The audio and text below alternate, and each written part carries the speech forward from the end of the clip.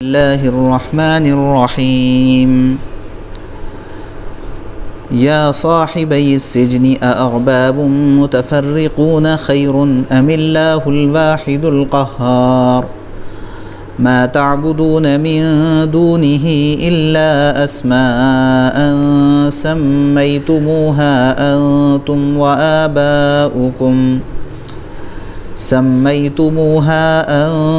وآباؤكم ما أنزل الله بها من سلطان إن الحكم إلا لله أمر ألا تعبدوا إلا إياه ذلك الدين القيم ولكن أكثر الناس لا يعلمون صدق اللہ العظیم۔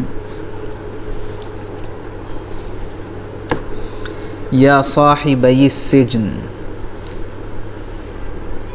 اے قید خانے کے میرے ساتھیوں، اارباب متفرقون خیر، کیا بہت سے متفرق رب بہتر ہیں؟ ام اللہ الواحد القہار، یا وہ ایک اللہ جس کا اقتدار سب پر چھایا ہوا ہے۔ ما تعبدون من دونہ الا اسماء، اس کے سوا جس کی تم عبادت کرتے ہو ان کی حقیقت سمیتموہا انتم وآباؤکم ما انزل اللہ بہا من سلطان، ان کی حقیقت چند ناموں سے زیادہ نہیں ہے جو تم نے اور تمہارے باپ دادوں نے رکھ لیے ہیں۔ ان الحکم الا للہ، اللہ نے ان کے حق میں کوئی دلیل نہیں اتاری۔ امر الا تعبدوا الا ایاہ، حاکمیت اللہ کے سوا کسی کو حاصل نہیں، اسی نے یہ حکم دیا، اسی نے حکم دیا کہ لا تعبدوا الا ایاہ، کہ اس کے سوا کسی کی عبادت نہ کرو۔ ذالک الدین القیم، یہی سیدھا دین ہے۔ ولیکن اکثر الناس لا یعلمون، لیکن اکثر لوگ نہیں جانتے۔ پیچھے سے حضرت یوسف علیہ السلام کے قید خانے کے ساتھیوں سے متعلق گفتگو چل رہی ہے، جس میں ان ساتھیوں نے حضرت یوسف علیہ السلام کی امانت داری، دیانت داری، دینداری، اخلاقیات اور معاملات کی صفائی کو دیکھ کر کے اس سے متاثر ہو کر کے اپنے خواب کی تعبیر پوچھنے کا ارادہ کیا، بلکہ خواب کی تعبیر انہوں نے پوچھی۔ تو وہ خواب کی تعبیر بتلانے سے پہلے یوسف علیہ السلام نے اپنی ایک کرامت کا اظہار کیا۔ کھانا آنے سے پہلے میں کیا آنے والا ہے وہ تم کو بتلا دیتا ہوں۔ پھر اس کرامت کو اپنی جانب منسوب کرنے کے بجائے اللہ کی جانب منسوب کیا، اور اس کے بعد اپنے آپ کے سلسلے میں اس بات کی وضاحت کی کہ میں نے بے ایمانوں کا اور آخرت کے منکرین کا مذہب میں نے چھوڑ دیا ہے، اور میں نے اپنے آبا و اجداد کے مذہب کی اتباع کی ہے، تاکہ انڈائریکٹلی ان لوگوں کو دعوت بھی ہو جائے کہ تم لوگ جن صفات سے متاثر ہو کر کے میرے پاس آئے ہو، وہ صفات دراصل اس وجہ سے میرے اندر پائی جاتی ہے کہ میں ایک صحیح مذہب کو ماننے والا ہوں اور غلط مذہب کو چھوڑنے والا ہوں، اس وجہ سے ایسی صفات میرے اندر پائی جاتی جو صفات تم کو کھینچ کر کے یہاں لائی۔ لہٰذا اس سے اسی بات کی جانب دعوت تھی کہ جب تم ان صفات سے متاثر ہو تو تم بھی ان صفات کو قبول کر لو، گویا کہ یہ دعوت تھی۔ پھر یہ بھی فرمایا یوسف علیہ السلام نے ہمارے لیے اللہ کے ساتھ کسی کو شریک کرنا مناسب بھی نہیں ہے۔ یہ جو توحید کا عقیدہ ہے ہمارا، یہ اللہ کی جانب سے ہمارے اوپر ایک بہت بڑا فضل و انعام ہے، لیکن یہ فضل و انعام ہونے کے باوجود بھی لوگوں کو اس کی قدر نہیں ہے۔ لوگ اپنی ظاہری نعمتوں کو تو اللہ کی نعمت سمجھتے ہیں، لیکن صحیح عقیدے کا حاصل ہو جانا، اللہ کی توحید کا حاصل ہو جانا، یہ جو سب سے بڑا انعام اللہ کی جانب سے ہے، اس کو لوگ اللہ کی کوئی نعمت نہیں سمجھتے، لوگوں کے پاس اس کی کوئی قدر نہیں ہے۔ ذَلِكَ مِن فضل اللہ علینا وعلی الناس ولکن اکثر الناس لا یشکرون۔ یہ عقیدہ توحید اللہ کی جانب سے ہم پر ایک بہت بڑا فضل ہے، لوگوں پر بھی یہ بہت بڑا فضل ہے، لیکن اکثر لوگ اس پر شکر ادا نہیں کرتے، اس کی کوئی قدردانی نہیں کرتے۔ اس سے اس بات کی جانب توجہ دلائی گئی ہے کہ اپنے عقیدے، صحیح عقیدے پر بھی اللہ کا بہت زیادہ شکر ادا کرنے کی ضرورت ہے۔ صحیح عقیدے پر بھی اللہ کا بہت زیادہ شکر ادا کرنے کی ضرورت ہے۔ اب آگے پہلے ماحول بنا رہے تھے، جب دیکھا یوسف علیہ السلام نے تھوڑا سا ٹھونک بجا کر کے کہ سامنے والے بہت توجہ کے ساتھ سننے کے موڈ میں ہیں، اگر ڈائریکٹ ان کو توحید کی دعوت دے دی جاتی تو بعض مرتبہ یہ چیز قابل ہضم نہیں ہوتی اور اس کا ریاکشن ہوتا ہے۔ تو اس لیے پہلے تو یوسف علیہ السلام نے دعوت ایسی دی جس سے ان کو خطاب نہیں کیا، بلکہ جیسے ابھی ذکر کیا گیا ہے اس طرح سے اپنے سے متعلق کچھ باتیں بتلائی، شرک کا نامناسب ہونا بتلایا۔ جب یہ محسوس ہوا کہ یہ لوگ جو سن رہے ہیں ان کے اندر ان کے عقیدے سے متعلق اور شرک سے متعلق سننے کا بھی حوصلہ ہے، جب اس کا احساس ہوا، اسی کو کہتے ہیں موقع شناسی، مردم شناسی۔ داعی کے لیے یہ بہت زیادہ ضروری صفات ہے۔ اگر موقع شناسی نہ ہو تو دعوت کا نقصان ہو جاتا ہے، الٹا اثر ہوتا ہے اس کا۔ اور لوگوں کی شناخت نہ ہو کہ لوگوں کے مزاج کیسے ہیں، اور ان کے مزاج کو دیکھے بغیر ان کے خلاف مزاج دعوت دے دی جائے، تب بھی بجائے ماننے کے بہت سارے لوگ ضد پہ اڑ جاتے ہیں، بولے ہی کیسا، ضد پہ اڑ جائیں گے۔ تو انبیاء کے پاس تو بہرحال یہ صفات بدرجہ کمال موجود تھی، موقع شناسی اور مردم شناسی۔ اس امت کو بھی اللہ تبارک و تعالیٰ نے تھوڑی سی محنت پر یہ دونوں صفات بہت آسانی کے ساتھ اللہ دیتے ہیں، لیکن اس کے لیے محنت کی ضرورت ہے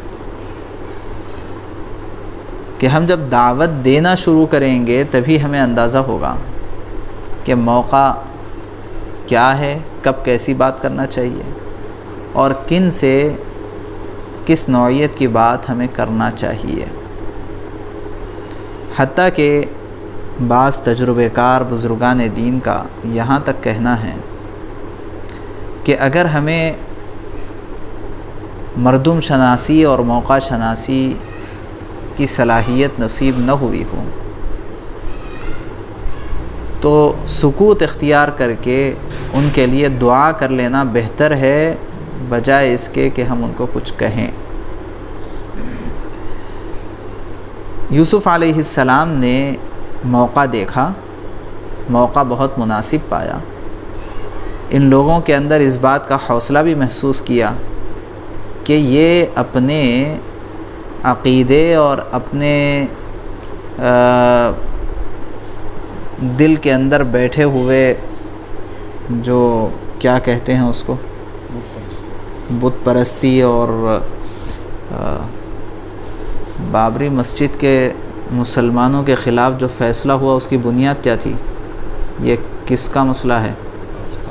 ہاں، ہمارے آستھا کا مسئلہ ہے۔ تو یہ جو آستھا ہے یہ بہت خطرناک چیز ہے، عقیدہ ہوتا ہے یہ۔ آدمی کا جو نظریہ قائم ہو جاتا ہے کسی معاملے پر، وہ نظریہ پھر اس کو چلاتا ہے، اس کے تمام حرکات و سکنات اسی نظریے کے خلاف گھومتے رہتے ہیں۔ اس کے اندر بہت طاقت ہوتی ہے نظریے کے اندر، اسی وجہ سے اسلام نے نظریے کے اوپر بہت محنت کا حکم دیا ہے۔ نظریات کیا ہے؟ یہی عقائد ہے۔ عقیدہ درست ہونا بہت زیادہ ضروری ہے۔ تو معاملہ یہ تھا کہ یہ اتنا نازک مسئلہ ہے کہ ان کی آستھا کے خلاف ان کے سامنے بات کی جائے اور یہ خاموش ٹھہر کر کے سنتے رہیں، تو اس کا مطلب یہ ہے کہ اپنے آستھا کے سلسلے میں انہیں کوئی نہ کوئی ڈاؤٹ ہے۔ تو اس پر فرمایا اے میرے جیل کے ساتھیوں، یہ جو ہے نا یا صاحبی السجن، ہم کو اردو میں ترجمہ کرنے میں یہ عجیب ہی لگ رہا، جیل کے ساتھیوں بلکہ کیوں مخاطب کرے؟ ان کا نام لے کے مخاطب کرتے تو اور زیادہ پیار محسوس ہوتا تھا، یا نوجوانوں کہہ کر کے مخاطب کرتے تو اور زیادہ پیار محسوس ہوتا تھا۔ یہ پیار کا موقع ہے، تو یہ اصول ہم کو یاد رکھنا چاہیے۔ عربی زبان میں بہت پیار بھرا جملہ شمار ہوتا ہے جبکہ مخاطب جس حالت میں ہے وہ حالت سے اس کو مخاطب کیا جائے، خطاب کیا جائے، اس کو بہت پیار بھرا جملہ وہ سمجھتے تھے۔ چنانچہ ایک مرتبہ حضرت ابو ہریرہ رضی اللہ عنہ، جن کا نام مجھے یاد نہیں آ رہا، بلی اپنے ساتھ میں لیے ہوئے تھے اور اپنے آستین میں بلی کو ڈال لیتے تھے۔ بلی سے بہت محبت تھی، بہت پیار کرتے تھے، ہمیشہ بلی ساتھ رہتی تھی۔ تو اس حالت کو رسول اللہ صلی اللہ علیہ وسلم نے دیکھ کر کے ان کو بلانا تھا، تو بجائے نام سے پکارنے کے کہا یا ابا ہریرہ، اے بلی کے باپ ادھر آ جا۔ تو اتنا پسند آیا وہ کہ نام ہی پڑ گیا حضرت ابو ہریرہ، حالانکہ ہے کنیت۔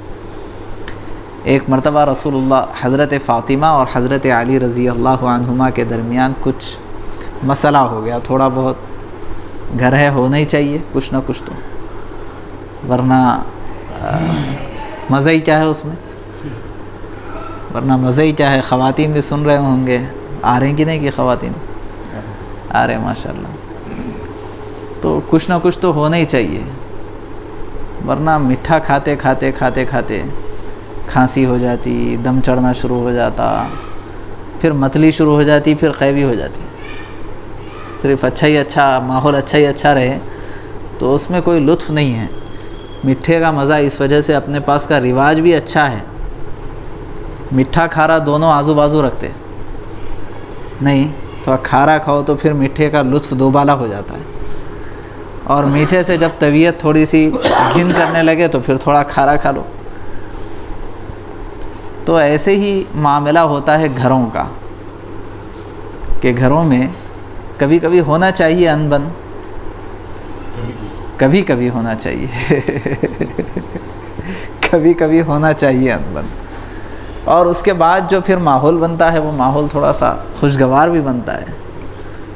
اس کے نتیجے میں کچھ گھر کے اندر بریانی بھی آ جاتی ہے باہر سے، کبھی پیسٹری آئس کریم وغیرہ منانے سمجھانے کے لیے آتا ہے، اس سب کا فائدہ ہو جاتا ہے اس میں۔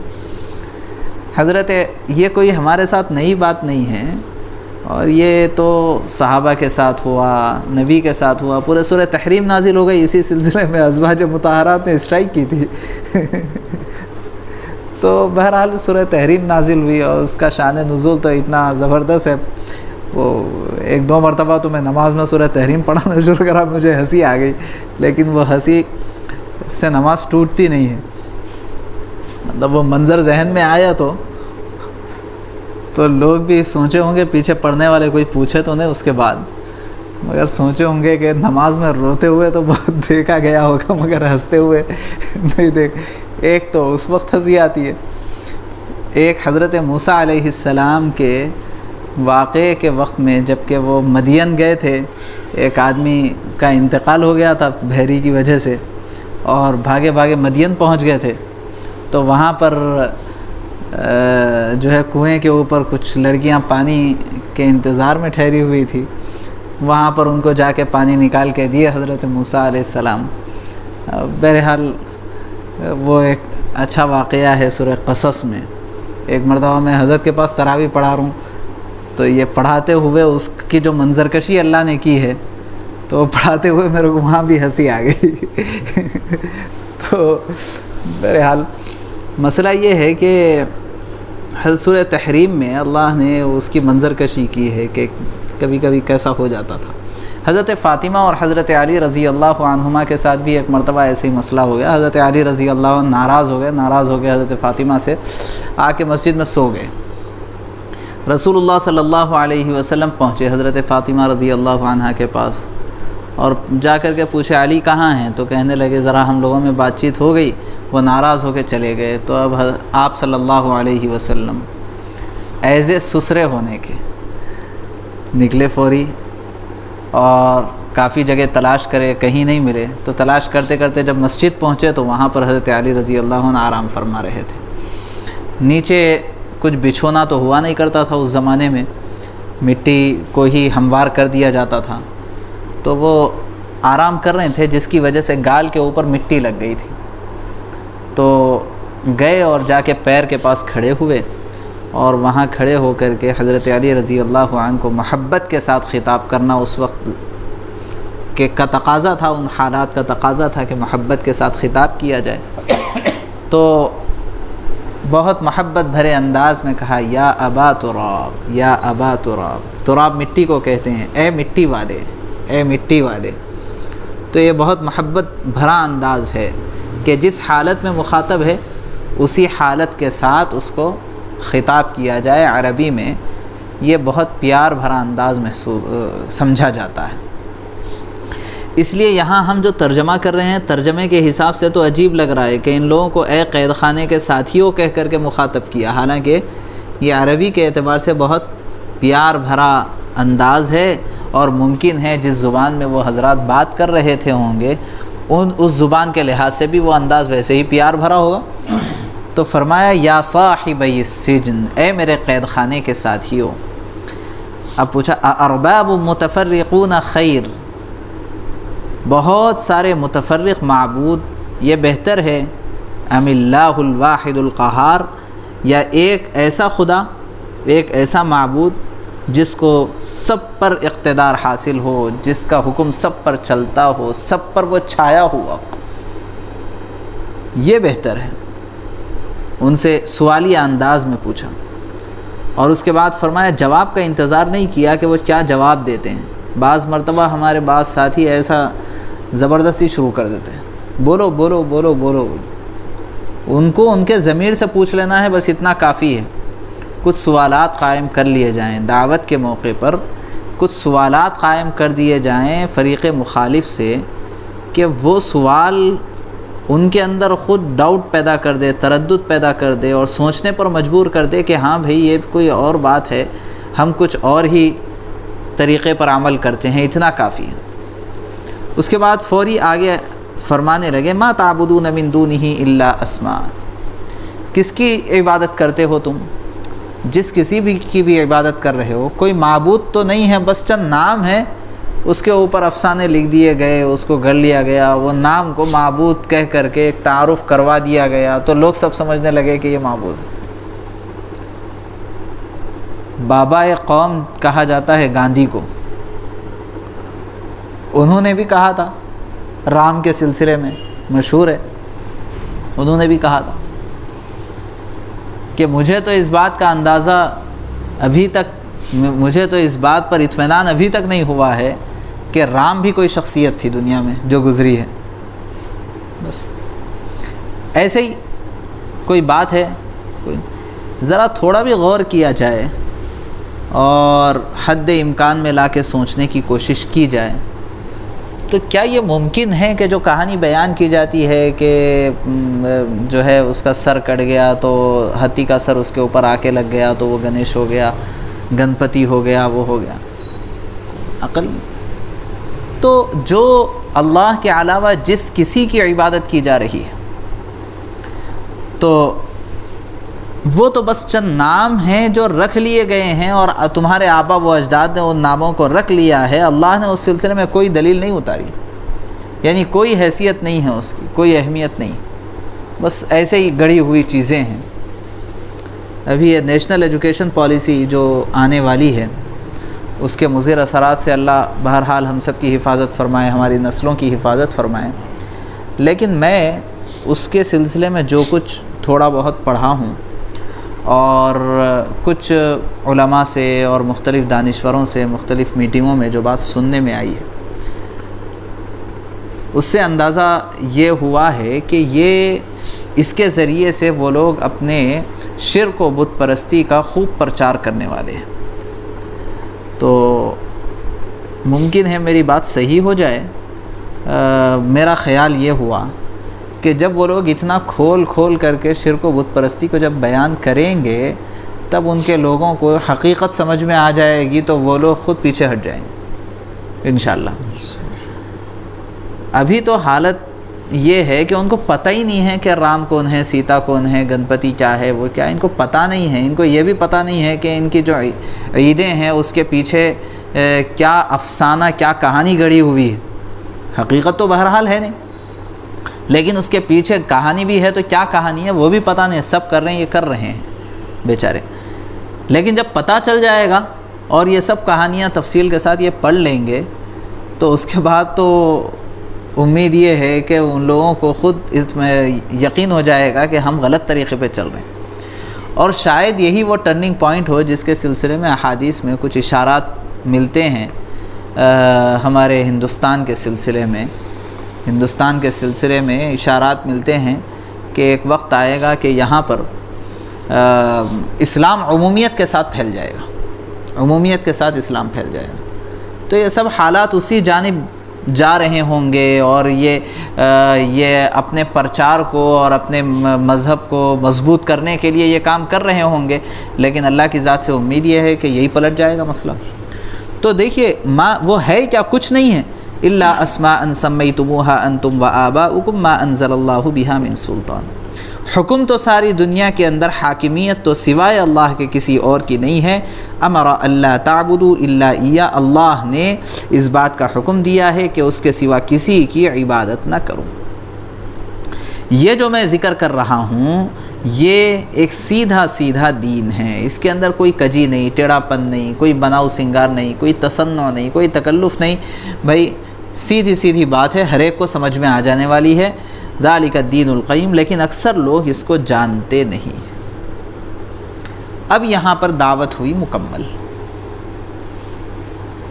وہاں سے شروع ہوئی، لا یأتیکما طعام ترزقانہ، وہاں سے دعوت شروع ہوئی اور یہاں آ کر کے دعوت مکمل ہوئی۔ اور تفصیل اور کیا کیا تھی وہ تو پتہ نہیں، مگر قرآن کا مزاج یہ ہے کہ جو اہم بات ہوتی ہے اس کو بیان کر دیتا ہے قرآن، تو قرآن نے اتنا بیان کر دیا۔ اس کے بعد حضرت یوسف علیہ السلام نے وہ خواب کی تعبیر پیش کی، جو خواب پیچھے بیان کیا تھا اس کی تعبیر یوسف علیہ السلام نے آگے پیش کی ہے۔ انشاءاللہ وہ خواب ہم آگے اگلے جمعہ کو پڑھیں گے، اس کی تعبیر پڑھیں گے اگلے جمعہ کو انشاءاللہ۔ سبحان اللہ و بحمدہ، سبحانک اللہم و بحمدک، نشہد ان لا الہ الا انت، نستغفرک۔